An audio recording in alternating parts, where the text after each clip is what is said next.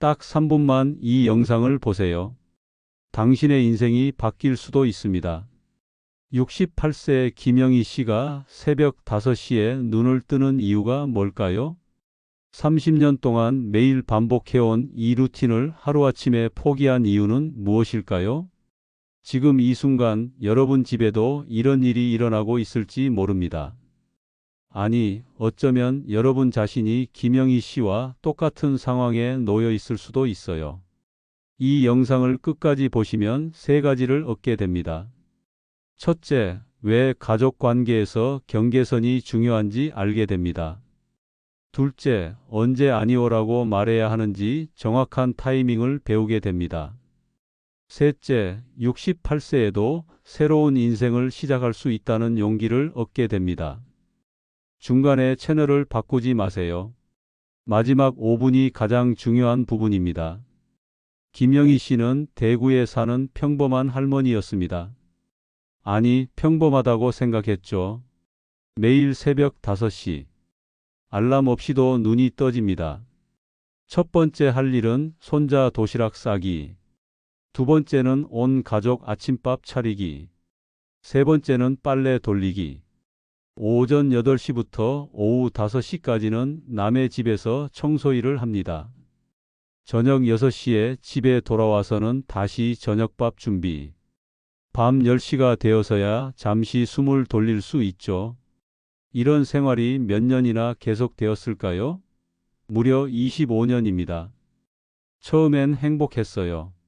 내가 이 가족에게 꼭 필요한 사람이구나 생각했거든요. 손자가 할머니 고마워요 하며 안아줄 때마다 가슴이 뿌듯했죠. 하지만 언제부터인가 분위기가 달라지기 시작했습니다. 며느리 민수가 하는 말이 점점 차가워졌어요. 어머니, 청소 끝났나요? 친구들 오늘 오거든요. 어머니, 저녁은 정확히 6시에 차려주세요. 아이 학원 시간 맞춰야 해요. 정확히 6시. 1분이라도 늦으면 안 된다는 뜻이었죠. 그런데 가장 충격적이었던 건 이런 말이었습니다. 어머니, 빨래는 따로 분리해서 해주세요. 저희 옷이랑 섞이면 안 되거든요. 한 집에 살면서 빨래까지 따로 해야 한다니. 그 순간 깨달았어요. 아, 내가 이 집에서 정말 가족일까? 결정적인 순간은 김영희 씨가 갑상선 수술을 받을 때였습니다. 수술 전날 밤 아들 준호에게 말했어요. 준호야, 엄마 내일 수술해. 그런데 아들의 첫 반응이 뭐였을까요? 수술이요? 며칠이나 걸려요? 일주일 정도. 그럼 그동안 집안일은 어떻게 하죠? 어머니의 건강보다 집안일이 더 걱정이었던 거예요.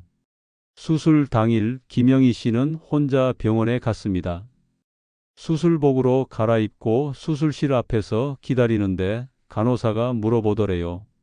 할머니, 보호자분은 안 오셨나요?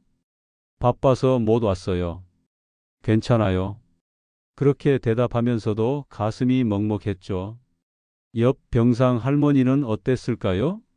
수술 전날부터 아들, 며느리, 손자까지 돌아가면서 지켜줬어요. 수술 끝나자마자 온 가족이 달려와서 어머니 괜찮으세요? 하면서 걱정해줬죠. 김영희 씨는 마취해서 깨어났을 때도 텅 빈 병실에 혼자였습니다. 퇴원할 때도 마찬가지였어요. 택시 타고 혼자 집에 왔는데 며느리가 현관에서 한 1000마디가 뭐였을까요? 어머니 수술 잘 되셨어요? 그런데 내일부터 집안일 가능하실까요? 수술하고 온 지 하루도 안 됐는데 걱정하는 건 집안일이었어요.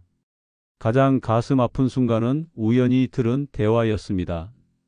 화장실에 가려다가 거실에서 나오는 소리를 들었거든요. 아들과 며느리가 나누는 대화였어요. 여보, 어머니 때문에 우리 생활이 너무 제약받는 것 같아요. 그러게. 친구들도 마음대로 못 부르겠고, 어머니가 자꾸 간섭하시잖아요. 간섭? 손자 숙제 도와주고, 아플 때 죽 끓여주고, 생일날 미역국 끓여주는 게 간섭이었을까요? 솔직히 어머니 없으면 우리가 훨씬 자유로울 텐데. 요양원은 어떨까요? 요즘 좋은 곳 많다던데. 그 순간 김영희 씨는 다리에 힘이 빠져 벽에 기댈 수밖에 없었어요. 25년 동안 이 가족을 위해 모든 걸 바쳤는데 자신은 그들의 자유를 방해하는 짐이었던 거예요. 바로 그 다음 주였습니다. 아들이 밝은 표정으로 말하더래요. 엄마, 우리 이번에 부산 여행 가려고 해요. 2박 3일 정도요. 마지막 희망을 품고 물어봤어요. 나도 같이 가는 거니? 엄마는 집에서 편히 쉬세요. 저희끼리 가족 여행하려고요. 가족 여행?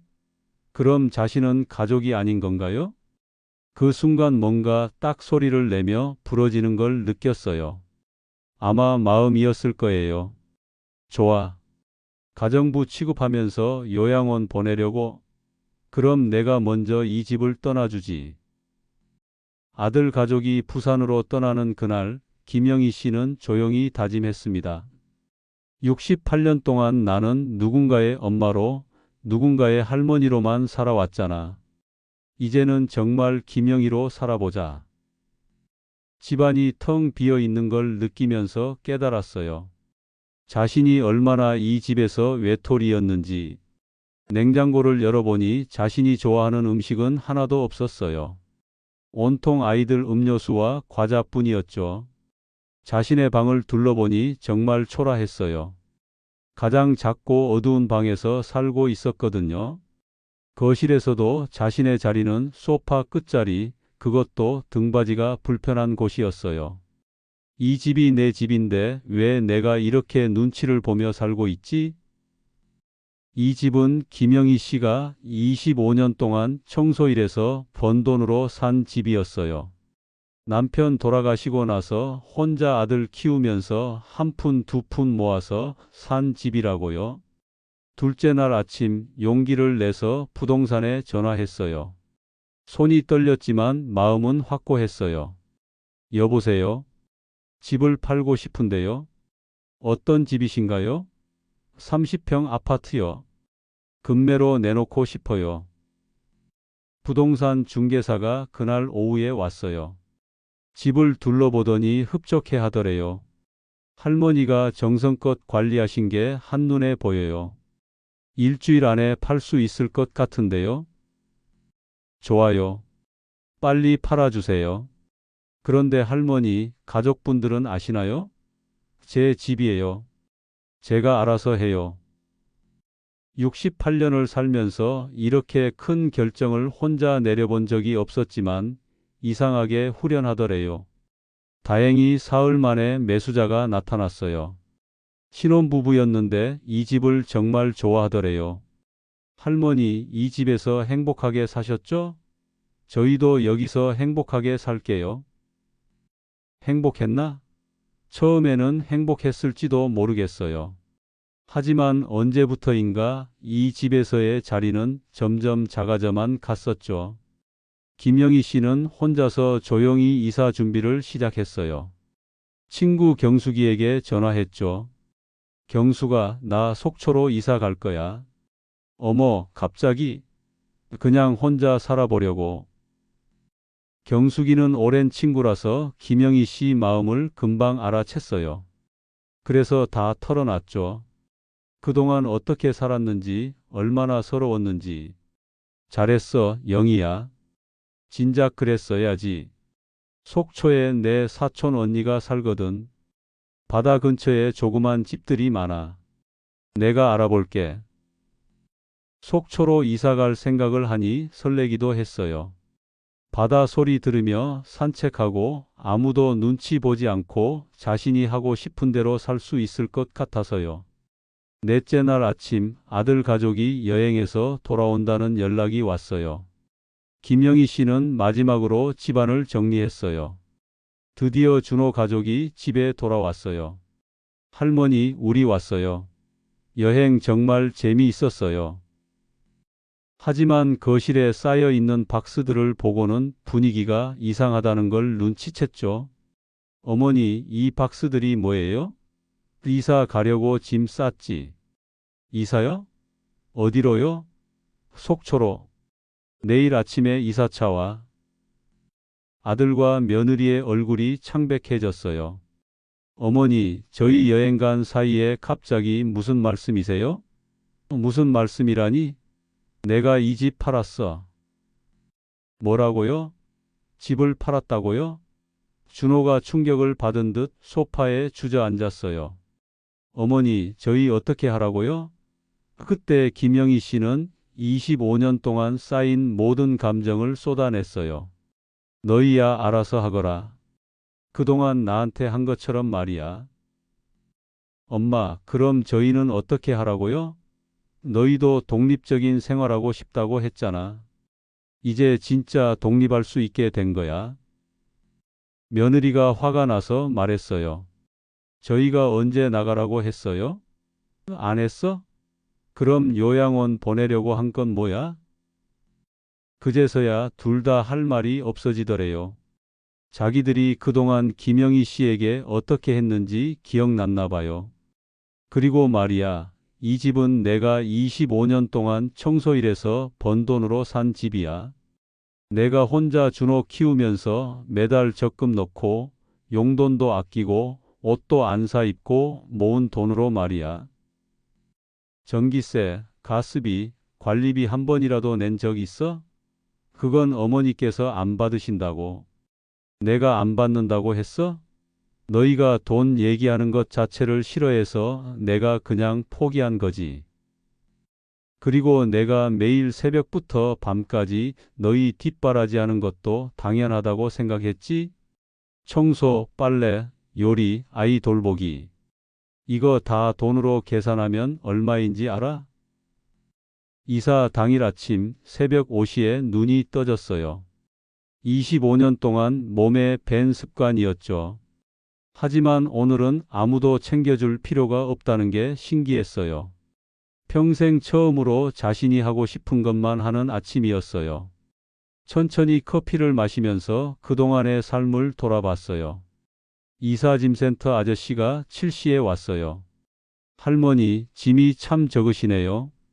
보통 이 정도 평수에서 25년 사신 분들은 작은 트럭 한 대로도 모자라는데 정말 그동안 자신을 위해서는 아무것도 사지 않고 살았구나 싶어서 가슴이 아팠어요. 속초에 도착해서 차에서 내리자마자 바다 냄새가 코끝을 스쳤어요. 20년 만에 맡아보는 바다 냄새였어요. 새 집은 사진보다 더 예뻤어요. 작지만 아늑하고 무엇보다 자신이 주인인 집이었어요. 창문을 열면 바다가 한눈에 들어왔죠. 와, 정말 좋다. 내 집이야. 정말 내 집. 밤 바다 소리를 들으며 잠들었어요. 그동안 밤마다 들었던 소리들이 생각났어요. 며느리의 짜증, 아들의 한숨, 아이들의 투정. 그런 소리들 대신 이제는 평화로운 바다 소리를 들으며 잠들 수 있다니. 지금은 속초에 온 지 8개월이 됐어요. 매일 바닷가 산책을 하고 작은 텃밭에서 채소를 기르고 이웃 할머니들과 차 마시며 수다 떨고 정말 평범하지만 행복한 일상을 보내고 있어요. 준호는 이제 일주일에 한 번씩 안부 전화를 해요. 예전과는 확실히 달라졌어요. 쓰고 엄마 몸은 괜찮으세요? 부터 묻고요. 얼마 전에는 손자가 편지를 보냈어요. 할머니 보고 싶어요. 여름 휴가 때 놀러 가도 돼요? 하고요. 편지를 읽으면서 마음이 복잡했어요. 아이는 그리웠지만 예전처럼 돌아갈 수는 없었거든요. 그래서 이렇게 답장했어요. 할머니도 보고 싶어. 하지만 놀러 오는 거라면 하루 정도만 와. 그리고 엄마 아빠가 함께 와야 해. 바다를 보면서 매일 생각해요. 이제부터는 김영희로 살자. 누구의 엄마도 누구의 할머니도 아닌 그냥 김영희로. 여러분도 혹시 비슷한 상황에 계시다면 용기를 내보세요. 인생은 정말 짧아요. 남을 위해서만 살기에는 말이에요. 진짜 중요한 건 내가 행복한지, 내가 원하는 삶을 살고 있는지예요. 이 영상이 도움이 되셨다면 구독과 좋아요 꼭 눌러주세요. 그리고 주변에 이런 상황에 계신 분이 있다면 꼭 공유해 주세요. 혼자가 아니라는 걸 알려주는 것만으로도 큰 힘이 될 수 있거든요. 오늘도 끝까지 들어주셔서 고맙습니다. 여러분 모두 행복하세요.